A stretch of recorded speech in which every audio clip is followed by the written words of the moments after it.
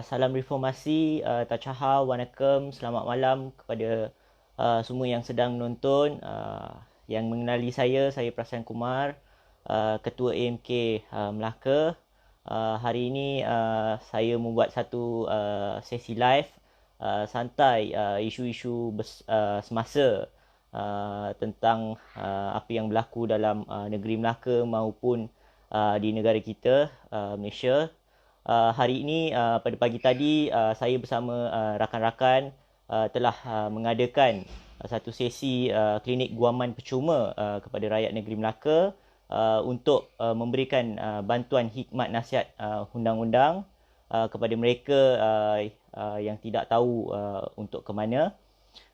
Dan pada pagi tadi dalam beberapa orang telah datang ke pejabat keadilan negeri Melaka untuk mendapatkan bantuan tersebut, dan rakan-rakan saya juga telah memberikan nasihat kepada mereka beberapa isu yang telah dibangkitkan juga, isu undang-undang seperti yang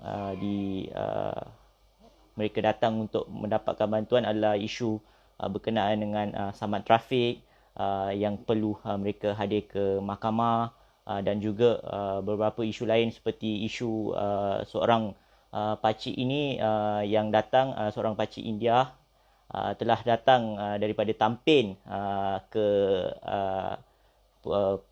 pejabat keadilan Melaka. Jauhnya beliau tengok banner kita dalam Facebook dan beliau telah datang.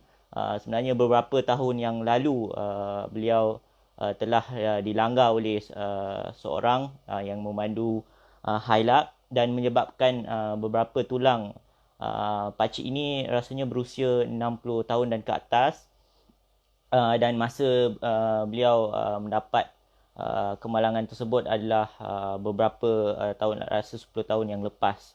Dan mahkamah juga telah memberikan untuk pelanggar tersebut untuk membayar ganti rugi, tetapi ganti rugi tersebut sehingga kini tidak dibayar, dan kita akan membantu pakcik ini supaya ganti rugi tersebut akan dibayar kepadanya. Tujuan saya dan juga rakan-rakan saya mengadakan sesi klinik guaman percuma kepada rakyat negeri Melaka adalah kerana sebelum ini semasa kerajaan Pakatan Harapan negeri Melaka mentadbir kerajaan negeri, kita telah mengadakan Hari Bertemu Rakyat setiap hari Jumaat bersama Yang Amat Berhormat Ketua Menteri yang dulu, iaitu YB Adli Zahari. Dan semasa Hari Bertemu Rakyat tersebut, apabila kita bertemu dengan rakyat, ada daripada kalangan mereka yang datang untuk mendapatkan nasihat atau pandangan, bantuan mengenai undang-undang, tetapi mereka juga tidak tahu hendak ke mana. Mereka juga tidak tahu di manakah pejabat Bar Council ataupun pejabat bantuan guaman percuma daripada kerajaan yang ada di negeri Melaka. Sebab tu saya membuat satu platform untuk rakyat negeri Melaka ini, untuk mereka datang dan kita memberikan nasihat dan juga pandangan untuk mereka mahu ke mana selepas ini. Dan selain daripada itu, ada juga beberapa cadangan daripada rakan-rakan dan juga masyarakat agar untuk saya mengadakan Hari Bertemu Rakyat bersama dengan rakyat negeri Melaka untuk memberi mereka, sebab ramai yang rakyat negeri Melaka tidak tahu hendak mohon bantuan apa dan hendak ke mana untuk memohon bantuan-bantuan tersebut. Untuk itu saya akan pertimbangkan untuk mengadakan Hari Bertemu Rakyat.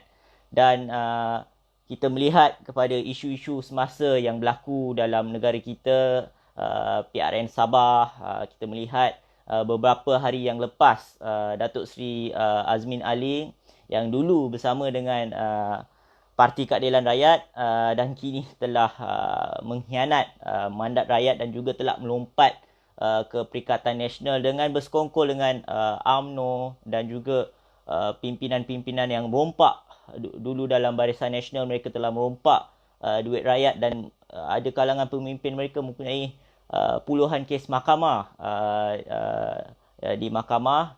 Tetapi individu ini untuk mengejar jawatan dan juga wang ringgit untuk menguatkan kedudukannya, beliau telah lompat. Dan kita melihat beberapa hari yang lalu di Sabah, beliau telah dihalau oleh rakyat Sabah. Ini merupakan hukuman yang diberikan oleh dalam kalangan rakyat kepada pengkhianat ini yang melompat masuk ke dalam Perikatan Nasional dengan mengkhianati mandat rakyat. Sebenarnya rakyat begitu marah terhadap individu-individu ini, terutamanya Azmin Ali yang menjadi dalang kepada kejatuhan Pakatan Harapan beberapa bulan yang lalu. Dan kita melihat dalam keadaan pilihan raya negeri Sabah, hampir 400 lebih calon telah mengukuhkan pencalonan pada hari semalam. Dan ini merupakan dalam sejarah pilihan raya negeri Sabah, ini merupakan calon yang paling banyak. Kebanyakan kerusi-kerusi yang akan ditandingi oleh maupun Perikatan Nasional atau Pakatan Harapan ataupun warisan juga. Dan kita juga melihat parti-parti selain daripada Parti Cinta Malaysia dan juga parti-parti Sabah, parti-parti tempatan telah mengumumkan pencalonan untuk pilihan raya negeri Sabah yang akan diadakan pada 26 September ini. Dan kita akan lihat kebanyakan kerusi-kerusi Dewan Undangan Negeri ini akan ada dalam 10 penjuru, 11 penjuru, ada kerusi-kerusi yang 7-8 penjuru. Dan ini merupakan cabaran kepada pengundi-pengundi di negeri Sabah untuk memilih pemimpin mereka di setiap kawasan Dewan Undangan Negeri. Dan ini juga merupakan satu pengajaran kepada Musa Aman, kerana pilihan raya negeri Sabah ini telah diadakan dalam keadaan beliau ingin merampas kerajaan yang telah ditadbir oleh Datuk Seri Shafie Apdal, kerana kita tahu warisan telah memenangi, warisan dan juga Pakatan Harapan telah memenangi pilihan raya umum ke-14 dan menubuhkan kerajaan negeri di Sabah. Dan akibat ada yang pengkhianat dalam warisan maupun Parti Keadilan Rakyat telah melompat untuk menubuhkan kerajaan bersama dengan Musa Aman, tetapi yang itu tidak berjaya. Dan ini menyebabkan yang dipertua Governor negeri Sabah telah menerima nasihat dan juga cadangan daripada Ketua Menteri Sabah, iaitu Datuk Seri Shafie Apdal, agar membubarkan Dewan Undangan Negeri untuk diadakan pilihan raya. Dan kita melihat dalam keadaan sekarang, Musa Aman juga tidak diberikan kerusi. Dan dalam kalangan Barisan Nasional, Perikatan Nasional dan juga Bersatu, antara mereka juga mereka telah akan bertembung di 17 kerusi Dewan Undangan Negeri. Dan ini merupakan satu advantage, kelebihan kepada warisan dan juga Pakatan Harapan untuk kembalikan mandat rakyat di negeri Sabah. Dan untuk menyentuh sikit di negeri Melaka, kita tahu setelah Pakatan Harapan jatuh pada bulan Mac yang lalu di Melaka, Perikatan Nasional telah mengambil alih tampuk pimpinan Kerajaan Negeri Melaka. Dan ini menyebabkan hampir dari 6 bulan sudah melalui, tetapi kebanyakan inisiatif-inisiatif yang telah dilakukan semasa Kerajaan Pakatan Harapan Negeri Melaka mungkin ada yang tidak diteruskan. Sebagai contoh, semasa zaman YB Adli Zahari, kita telah melaksanakan rumah peduli, iaitu rumah yang diberikan secara percuma kepada rakyat yang susah dan rakyat yang mempunyai tanah tetapi tidak mampu untuk mendirikan rumah ini. Kita menyediakan dana untuk dibina rumah peduli ini di tanah mereka. Dan rumah peduli ni seperti kita tahu masa zaman Pakatan Harapan ada dua jenis rumah. Satu rumah yang mempunyai 2 bilik dan satu lagi yang mempunyai 3 bilik. 2 bilik ni dalam lingkungan 30,000 dan juga yang mempunyai 3 bilik ni dalam lingkungan 37,000. Tetapi semasa kita meninggalkan tampuk pimpinan Kerajaan Negeri Melaka, YB Adli Zahari maupun Kerajaan Pakatan Harapan telah meninggalkan dana sebanyak 6 juta ringgit untuk dibina rumah peduli ini. Dan dalam keadaan sekarang kita masih lagi sama ada Kerajaan Perikatan Nasional ini sama ada akan meneruskan inisiatif yang terus membantu rakyat ini, sama ada dalam tampuk pimpinan sekarang ini Yang Amat Berhormat Ketua Menteri Datuk Seri Utama Sulaiman Ali sama ada akan meneruskan inisiatif ini. Dan kita juga melihat banyak juga yang telah dilakukan oleh Pakatan Harapan semasa mentadbir tampuk kerajaan pimpinan negeri Melaka, yang pelbagai contoh boleh diberikan. Bas percuma telah disediakan, hari bertemu rakyat, kita telah adakan hari bertemu rakyat setiap hari Jumaat dan kemudiannya ditukar kepada hari Khamis pada tahun ini. Tetapi hari bertemu rakyat ini juga tidak diteruskan di negeri Melaka, dan kita melihat Yang Amat Berhormat Ketua Menteri daripada kerajaan pintu belakang, ataupun kalau Tok Guru Hadiawang selalu menyebut kerajaan yang diangkat melalui tebuk atap. Kerajaan ini kita melihat Ketua Menteri menyebut tiada keperluan untuk mengadakan hari bertemu rakyat kerana beliau bertemu dengan rakyat ini setiap hari. Memang betul Ketua Menteri ataupun pemimpin, ahli politik, adun, ahli parlimen sebenarnya perlu bertemu dengan setiap ahli parlimen, setiap rakyat, mungkin setiap hari juga. Dan alasan yang diberikan ini tidak munasabah kerana dalam kalangan banyak rakyat di negeri Melaka, mereka tidak mempunyai selama 61 tahun mereka tidak mempunyai peluang untuk bertemu dengan Yang Amat Berhormat Ketua Menteri, sebabkan kita tahu kebanyakan keputusan penting hanya Ketua Menteri yang boleh membuat keputusan tersebut. Dan ada rakyat yang ingin bertemu, kita telah menyediakan platform. Dan semasa Kerajaan Pakatan Harapan, kita hampir menemui 4,000 rakyat negeri Melaka. Dalam 4,000 tersebut, kita telah menyelesaikan hampir 80% ke atas masalah-masalah yang dihadapi oleh rakyat negeri Melaka. Dan ini merupakan satu pencapaian yang dicapai oleh Kerajaan Pakatan Harapan, kerana sebelum ini rakyat yang tidak mempunyai peluang untuk bertemu dengan Ketua Menteri Melaka, kita telah menyediakan platform ini. Dan masalah yang selalu ditimbulkan adalah masalah kebajikan, masalah pendidikan, masalah sosial juga selalu dibawa ke hari bertemu rakyat. Dan dalam 20% masalah-masalah yang kita tidak dapat selesaikan adalah masalah mengenai isu kewarganegaraan. Seperti yang kita tahu, kewarganegaraan ini adalah di bawah Jabatan Pendaftaran Negara, dan JPN ini diletak di bawah KDN, Kementerian Dalam Negeri. Tetapi pada masa itu kita tahu Menteri Dalam Negeri merupakan Perdana Menteri sekarang, iaitu Tan Sri Muhyiddin Yassin.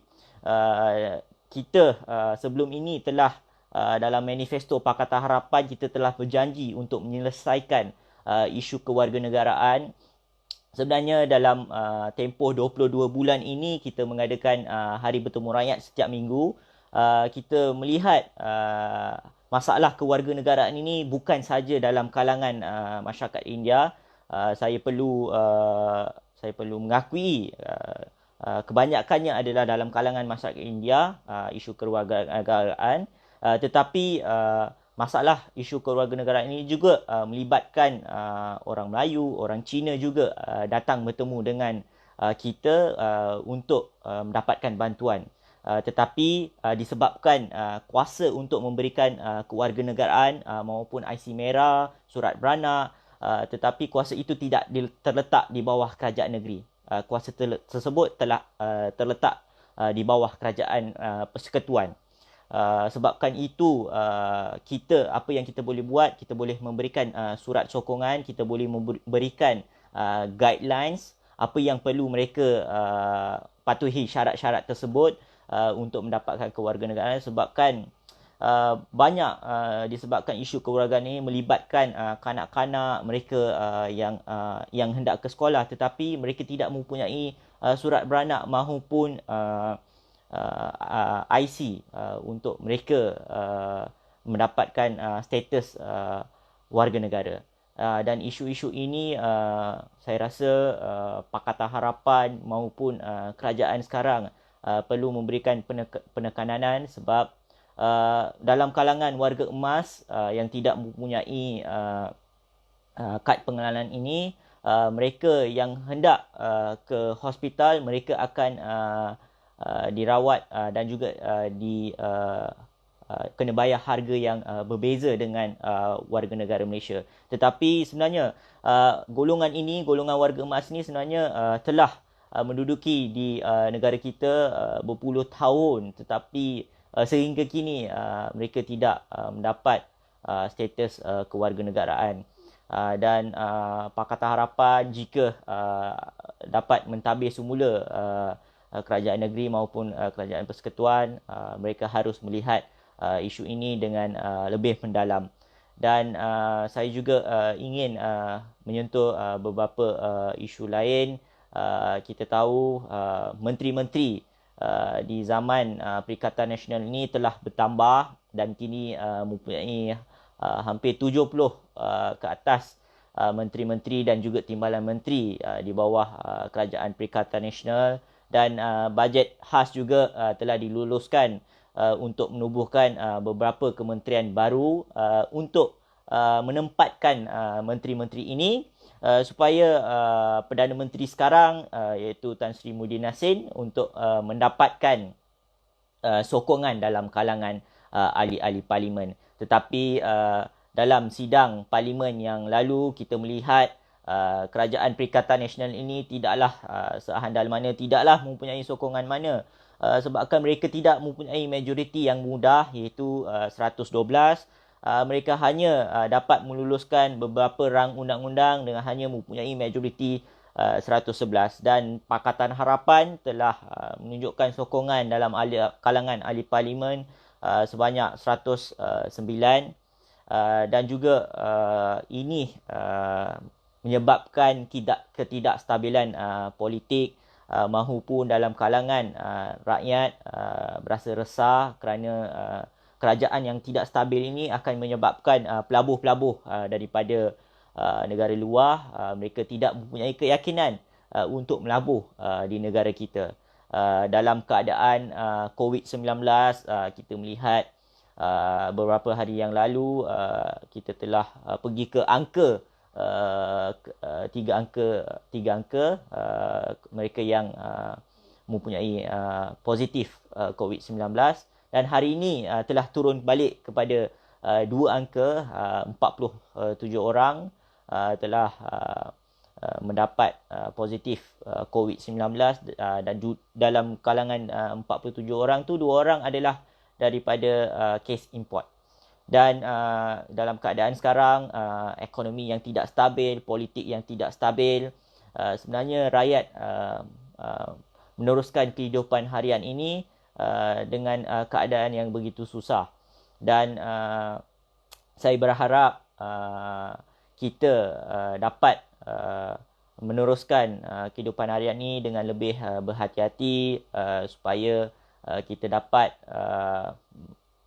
menjaga penjarakan sosial, memakai pelitup muka apabila kita keluar ke rumah. Tetapi ada isu yang saya melihat beberapa hari yang lalu dan juga saya juga sendiri melihat apabila pelitup-pelitup muka ini telah dibuang di merata tempat Ini kita perlu elakkan supaya ini tidak menjadi satu budaya dalam kalangan rakyat Malaysia, kerana apabila kita membuang pelitup muka ni di merata tempat, ia akan menyebabkan satu, kekotoran, yang kedua, mungkin ia boleh merebakkan penyakit dalam kalangan rakyat.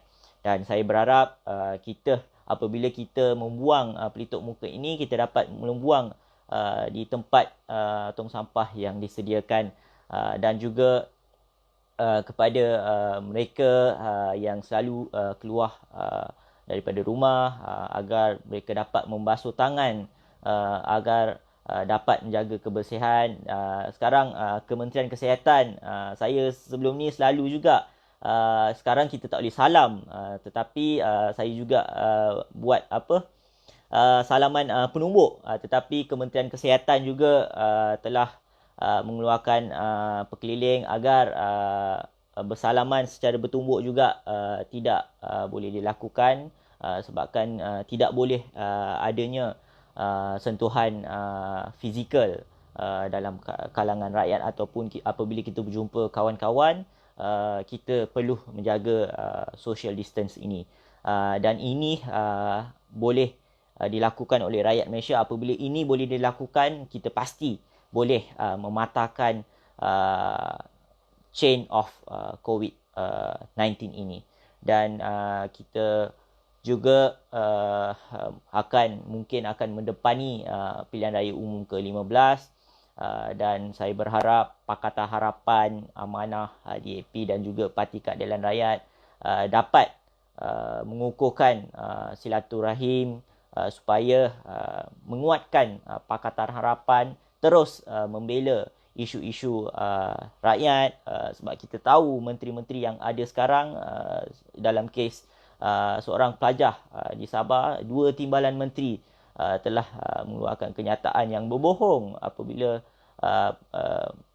menyifatkan pelajar tersebut tidak mengambil peperiksaan, dan mereka sepatutnya lebih peka terhadap isu-isu rakyat. Mereka lebih peka kepada isu yang dihadapi oleh pelajar-pelajar di Sabah. Ada kawasan yang tidak mempunyai elektrik, ada kawasan yang tidak mempunyai air, ada kawasan yang tidak mempunyai jaringan internet. Mungkin di semenanjung Malaysia ni kebanyakan tempat-tempat mempunyai jaringan internet boleh diakses di kebanyakan tempat. Tetapi di Sabah, di Sarawak, kebanyakan kawasan pedalaman, kebanyakan kawasan pedalaman dan juga luar bandar, mereka masih lagi tidak mempunyai kemudahan-kemudahan asas seperti ini.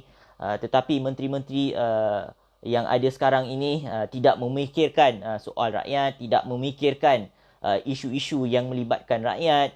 Mereka hanya mampu untuk memenuhi jawatan tersebut untuk mendapatkan gaji dan juga kuasa untuk mereka bergerak. Dan kita melihat di PRN Sabah ini, Parti Islam Malaysia PAS tidak diberikan satu kerusi pun, walaupun Parti Amanah Negara baru saja ditubuhkan beberapa tahun lalu, tetapi mereka mempunyai kerusi untuk bertanding dan menunjukkan komitmen kepada Pakatan Harapan dan juga warisan di negeri Sabah. Tetapi Parti PAS tidak mampu untuk bertanding walaupun satu kerusi di PRN Sabah ini.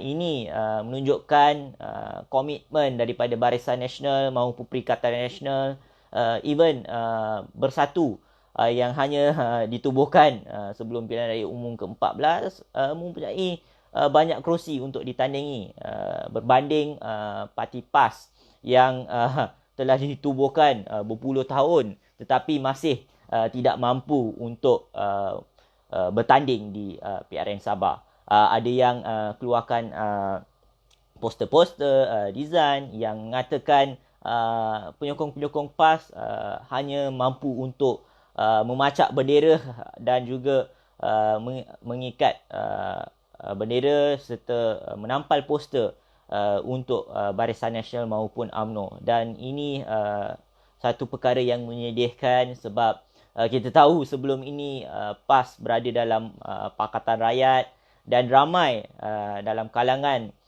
pimpinan di bawah maupun penyokong di bawah adalah merupakan kawan-kawan kita yang dulu bersama dengan kita. Kita rasa sedih melihat dengan dalam keadaan ketidakstabilan politik ini, PAS terus dipinggirkan oleh Barisan Nasional dan juga Muafakat Nasional dan juga kini Perikatan Nasional. Dan saya melihat dalam keadaan sekarang rakan-rakan daripada semua komponen dalam Pakatan Harapan, kita perlu terus menyuarakan isu-isu rakyat, isu-isu tempatan untuk kita mengukuhkan keyakinan yang diberikan oleh rakyat kepada Pakatan Harapan. Dan beberapa hari yang lalu juga saya telah mengeluarkan satu kenyataan mengenai saudara Rafizi Ramli. Kita tahu Rafizi merupakan antara faktor dan juga arkitek yang menyebabkan kemenangan Pakatan Harapan pada pilihan raya umum yang ke-14. Beliau hanya menggunakan truck Invoke-nya selama 2 tahun untuk mengelilingi semenanjung Malaysia daripada Perlis hingga ke Johor. Setiap minggu, setiap 2 minggu sekali beliau turun ke kawasan-kawasan pedalaman bandar untuk mendapatkan sokongan dalam kalangan rakyat Malaysia untuk menyokong Pakatan Harapan. Dan beliau telah membuktikan dengan Invoke telah memenangkan calon-calon daripada Invoke yang bertanding atas tiket Pakatan Harapan, logo Parti Keadilan Rakyat. Beliau telah mengeluarkan duit, komitmen, tenaga, tetapi apabila beliau bersara daripada politik tahun lepas, ia merupakan satu tamparan hebat buat Pakatan Harapan, Parti Keadilan Rakyat maupun rakyat Malaysia. Kita telah kehilangan seorang pemimpin yang berwibawa, yang dulu menyuarakan isu-isu rakyat disebabkan beliau menyuarakan isu skandal NFC pada masa itu yang melibatkan Shahrizad Abdul Jalil, dan ini menyebabkan beliau kehilangan kelayakan untuk bertanding pada pilihan raya umum ke-14. Tetapi itu tidak menghalang beliau untuk kini menubuhkan NXIO yang merupakan satu platform kepada anak muda dan juga mereka yang hilang pekerjaan. Kita tahu selepas PKPP, kebanyakan rakyat Malaysia, terutamanya anak muda, telah hilang pekerjaan dalam tempoh 6 bulan ini. Dan saudara Rafizi Ramli melalui platform website yang ditubuhkan, dan juga saya melihat apps juga sudah ada NXIO ini, mungkin rakyat Malaysia boleh mendapatkan peluang pekerjaan melalui NXIO ini yang akan melakukan matching job dalam kalangan rakyat Malaysia. Dan saya berharap rakyat Malaysia dan juga penyokong Pakatan Harapan, Parti Keadilan Rakyat memberi ruang dan juga masa kepada saudara Rafizi Ramli untuk kembali aktif dalam politik. Tidak dinafikan beliau masih lagi mempunyai sokongan dalam kalangan rakyat Malaysia, sebab posting yang status dan juga kenyataan yang saya buat mengenai beliau beberapa hari yang lalu telah di-like oleh lebih 4,000 rakyat Malaysia dan juga penyokong dalam kalangan Pakatan Harapan.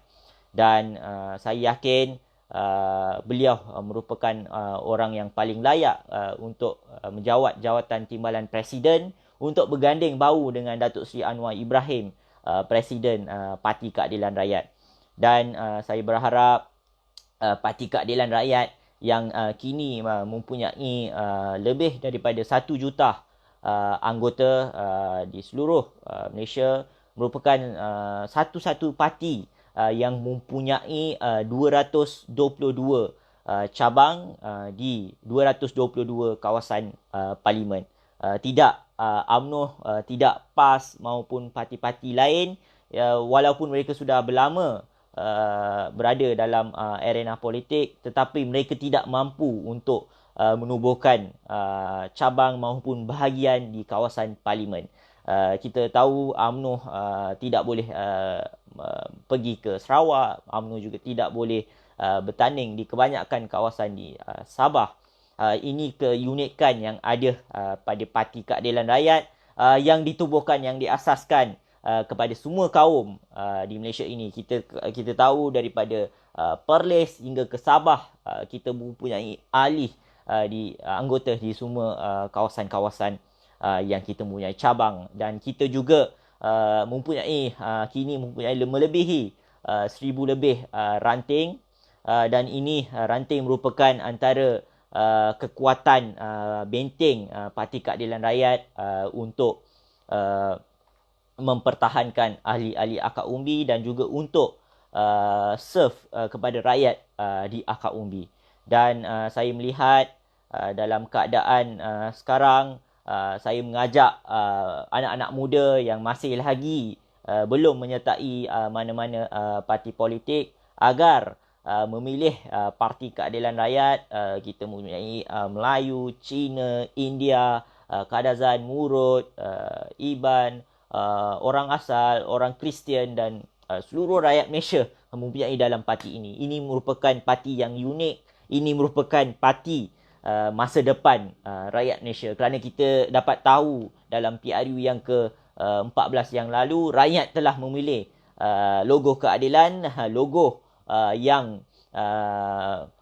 diasaskan, dan juga sebuah parti yang mempunyai semua kaum dalam parti ini.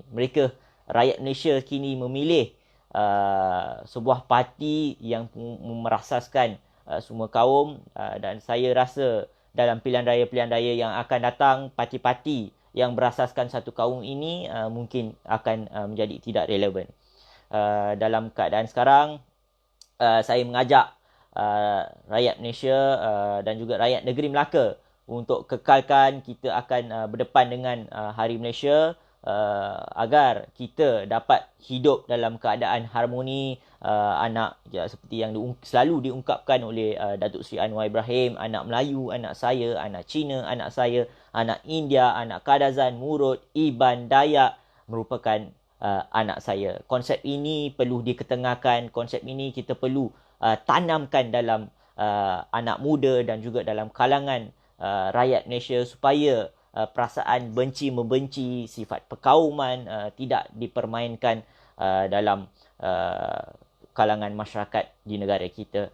Dan saya juga berharap selepas ini mungkin saya akan kerap untuk berlive di Facebook, dan sila follow YouTube channel saya di YouTube, dan juga saya akan memastikan isu-isu semasa ini akan diulas dengan memberikan pandangan dan juga mengenai situasi politik kita pada masa sekarang.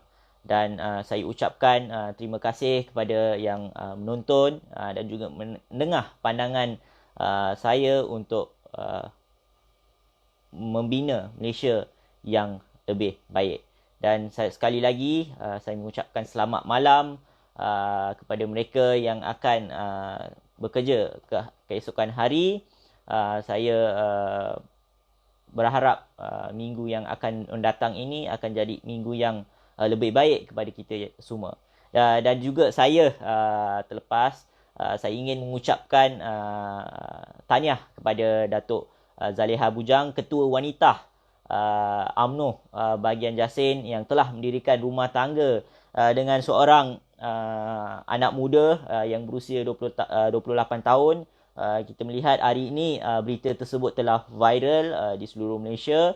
Beliau berusia 60 tahun, tetapi suami yang beliau berkahwin adalah berusia anak muda 28 tahun. Dan saya ingin mengucapkan tahniah kepada beliau agar beliau dapat mendirikan rumah tangga ini dengan lebih bahagia. Sekali lagi terima kasih kepada semua. Selamat malam. Share. Nandri.